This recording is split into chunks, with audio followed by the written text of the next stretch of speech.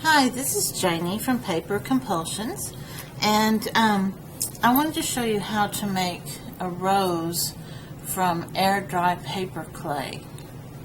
I used to make a lot of roses out of Sculpey and Fimo, and they have their purpose. Those are clays that you have to bake, and once you bake them, they're very hard and durable, but they're also very heavy, and there's other things you got to deal with. Zandra from Scraps to Beauty by Zandra has a project that she shared using the paper clay rose, and she did a Ustream class showing how to make them based on my circle rose instructions.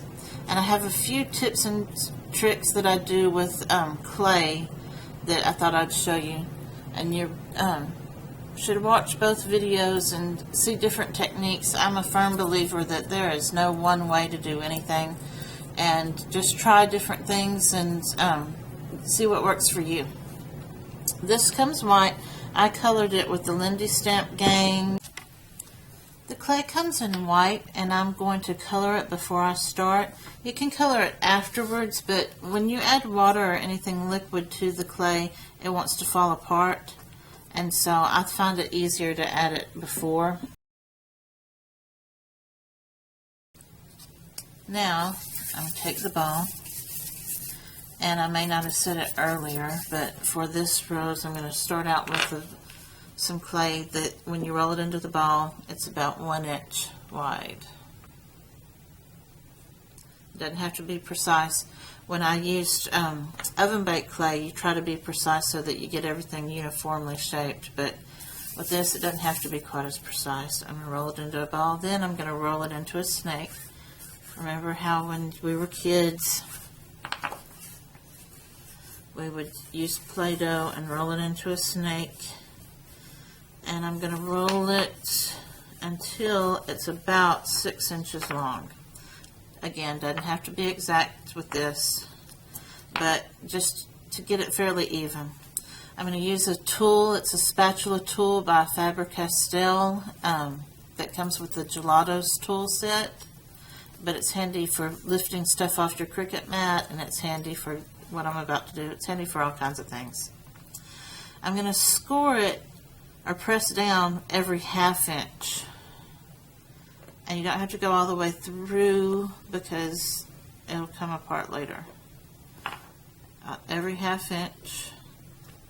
So you will end up with about 12 equal amounts. This will have a little bit more on that end.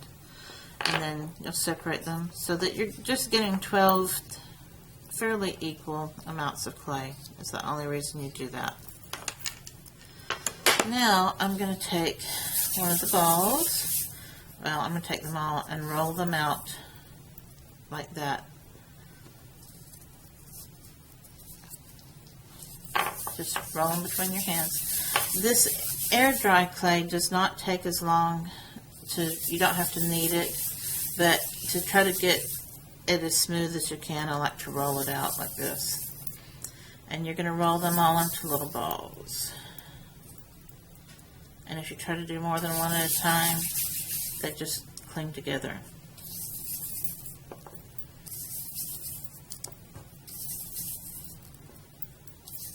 And again, they don't have to be exact.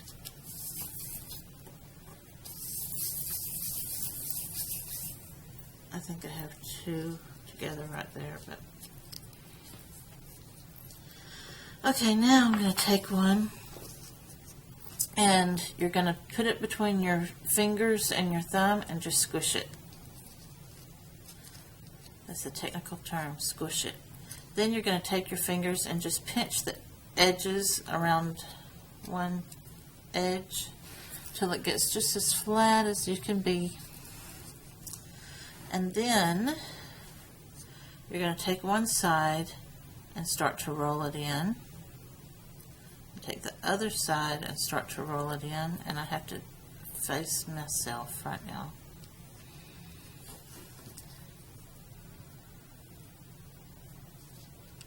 So that you get a look for the very center of your flower that's rolled. And now I'm going to do that again and face it towards me. If you mess up, just pinch it back together and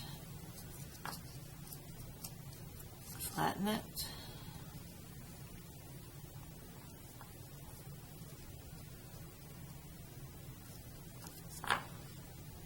And it's just rolled like that. You'll have extra clay down here. That's fine. It helps you hold on to it while you're making this, and we'll cut it off at the end when we're through. Take another ball and squish it. You take the paper clay and you mash it. You mash it. Now, you're going to put this first piece in the center of the second piece and make sure that your edges line up, that edge is even with the edge of your first piece. Then you're going to wrap one side around and the other side around and give it a little hug, just like that. You're going to take another piece, flatten it,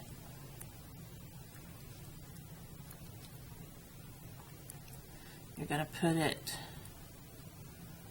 you can either think of it as putting it in the middle, putting the middle of this one right where that seam is, or you can start on this edge to attach it and then wrap it around, whichever works best for you. You're doing the same thing, it's just however you like to think of it, like this. Now, you can take the clay and put it in the palm of your hand and smash it and shape it like this with your thumb, or you can take one of the plastic stylus tools that they use for sculpting clay and press it into your hand, whatever works. I just do it with my fingers because if I did all the petals right, flattened all the petals right now, they'd dry out before I got through. So I'm usually doing it one-handed, so I take it and smash it with my thumb and finger. If you smash it with the side that, with the hand that you have the glove on, it leaves little impressions.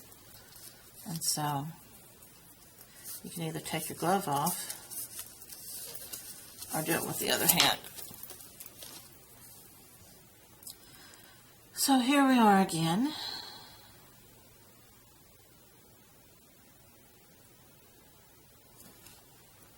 With this part, I'm going to cover that seam with the middle of this one and wrap. I'm just wrapping on either side. Then I can take my thumb and kind of bend that petal over on the very end. Take another piece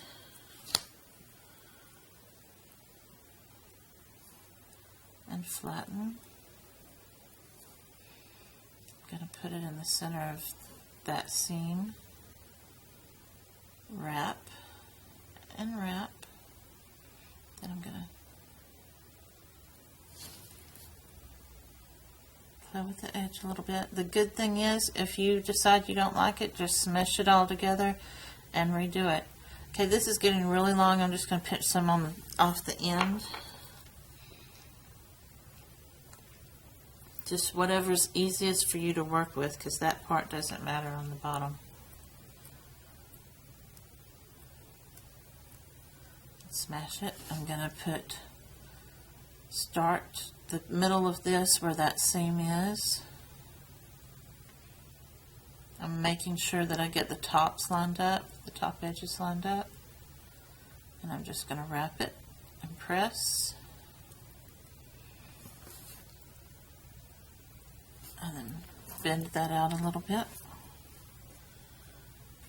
Take another one.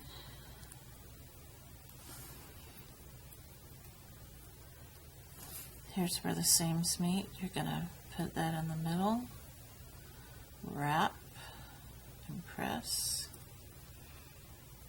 I'll take a little more off the bottom just because it's easier to handle this way.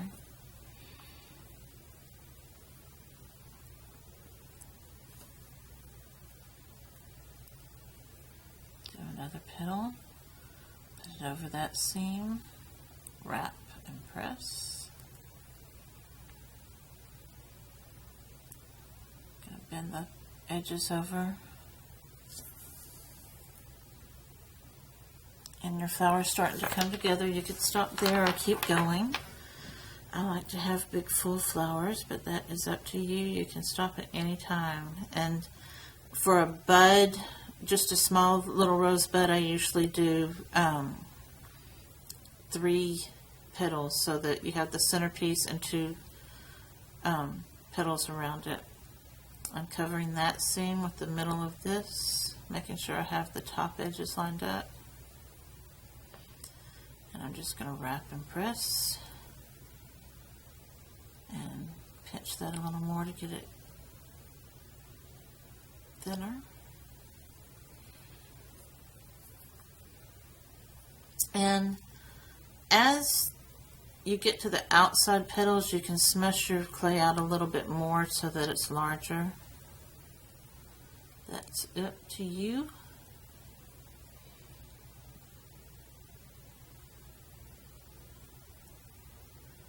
And I'm just going to take some off the bottom.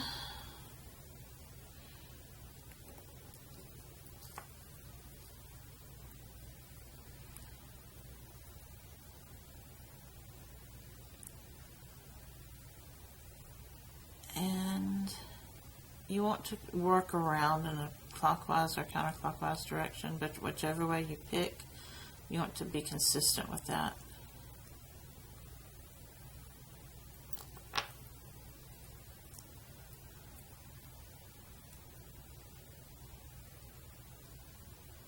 And then at this point, you're mainly trying to fill in between the 2 petals.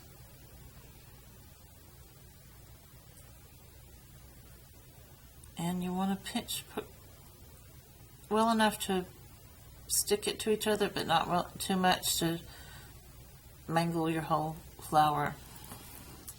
And these are parts that I've taken off, but I want to keep going, so I'm going to smash these and add them. That was the plan all along. I just didn't want to confuse you.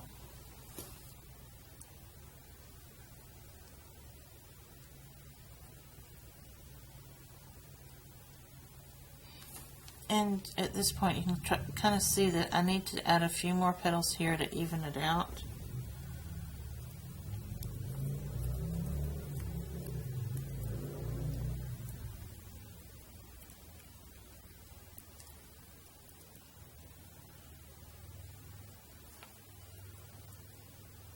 Pinch these ends. Whoops. And I'm pressing under here to stick the petals together.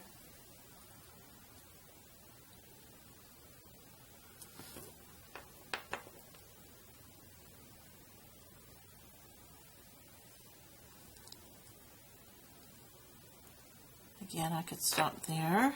I'm going to try a few more petals. And the beauty of this is you can take the petals off if you think you have too many without tearing it up too much.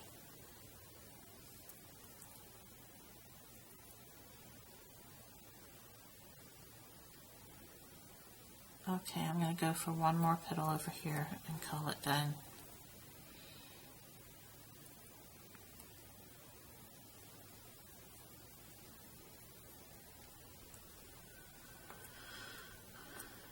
But you can see that it's really coming along, and you can see the detail on just how those edges are curled over.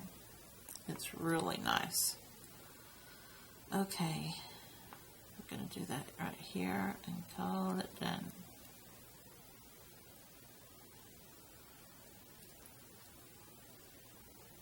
And you can pinch your edges a little more and finesse it a little bit. I need to hold it where I can look at it a second. Okay, that's good. Now we have all this extra clay.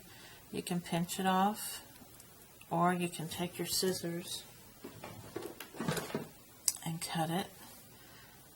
If you're working with air dry clay, you can use any scissors, but when you're working with the baked clays, you want to try to have a pair designated for it, because it has this residue that gets all over everything because it's clay. You can take it and just cut, and that takes stuff off the bottom without squishing your flour too much. Sometimes if you try to pinch, it squishes all this out of whack. Out of whack? Yeah, that's the term. That's it. And you can adjust your petals. And I'll show you what else to do with this in just a moment.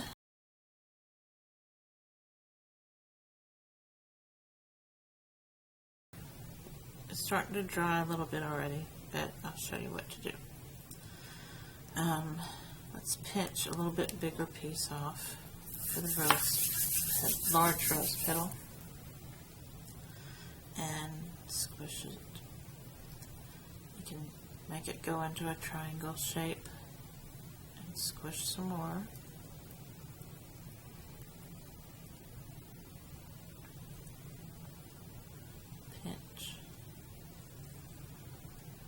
Pinch at the bottom.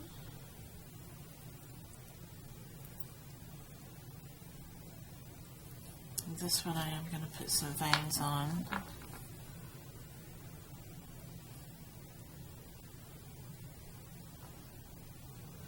You could also use a toothpick or the edge of a metal ruler.